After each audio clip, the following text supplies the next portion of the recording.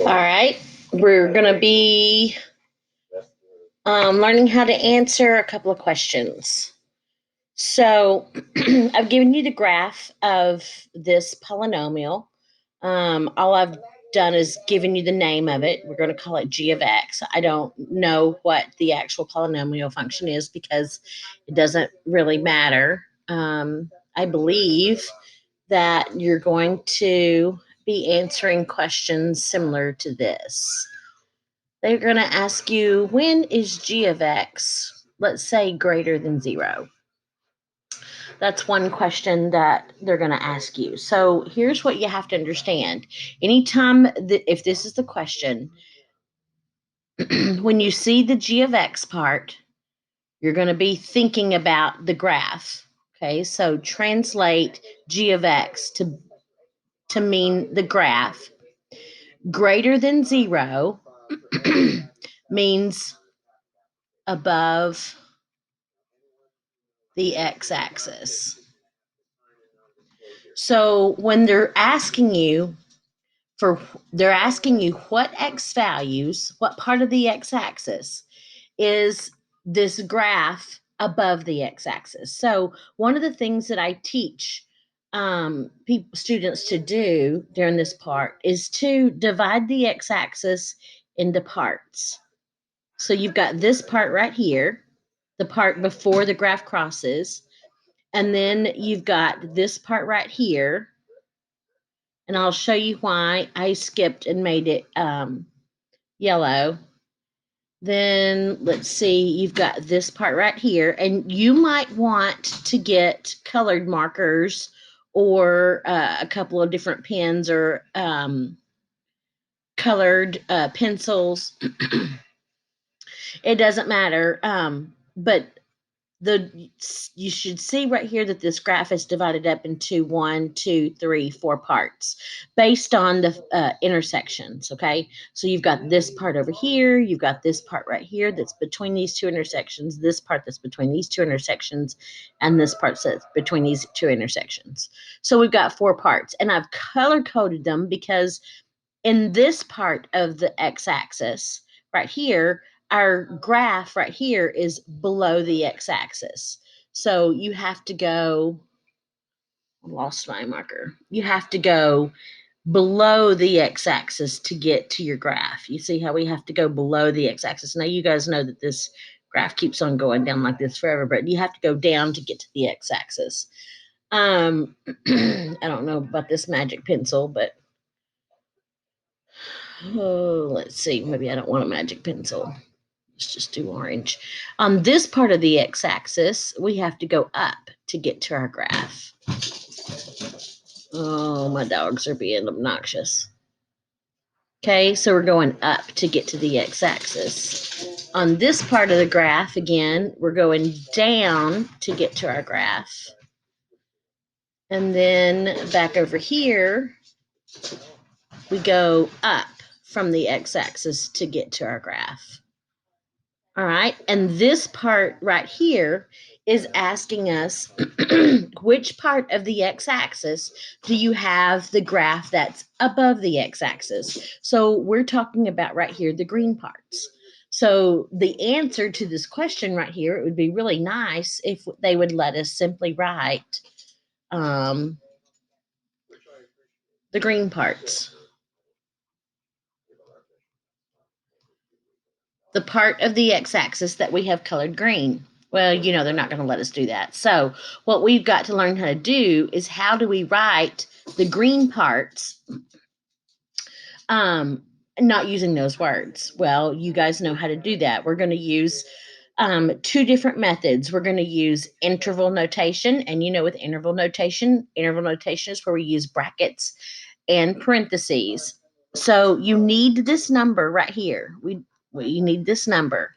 So if these are 1, 2, 3, 4, 5, each one of these are 1, this is the number 1, 2. This right here is -3. That's what that number is right there. And we can see right there that that number is 0. So what part of the x-axis have we got shaded green? We've got the part between -3 and 0. And since this does not have a bar underneath it, we don't include anything that's actually on the x-axis. So we're going to put parentheses around those. Now, that's not the only part of the x-axis that's green. So we're going to union that with the other part over here. And what's this number right here? Where are we on the x-axis? I believe we're at 1. And where does this green line stop? Please don't say 6, because we know that this number line goes on forever. And if we could see more of the number line, we would have shaded more of it. So it's not just 1 to 6. It's going from 1 to the right forever. So how do we say go to the right forever? You guys know this. We're going to say 1 to infinity. Sorry about that. Okay. So that's how we answered this question right here. So let me rewrite it. So when is the graph above the x-axis? We would say it's above the x-axis from -3 to 0 and from 1 all the way to infinity. Now this is interval notation. And we also can write the same thing with inequality notation. Inequality notation, we still use these first two numbers. We use the -3 and we use the 0. We just put x in the middle and we put the less than symbols. So this says the exact same thing this does. We don't use the union. We say union is or. So it's this section right here, or it's this section right here. And this section right here, since it has a starting place and then it doesn't have a stopping place, where the stopping place is infinity, we just say x is going to be greater than, because it's greater than the number 1. And again, if this had a bar underneath it, this would have a bar underneath it. As a matter of fact, this is exactly another question that you could be asked. And what would the answers be? These are the answers. This is inequality notation.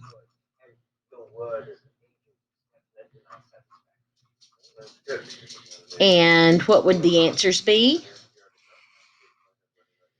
It would be the exact same thing. We would just use brackets.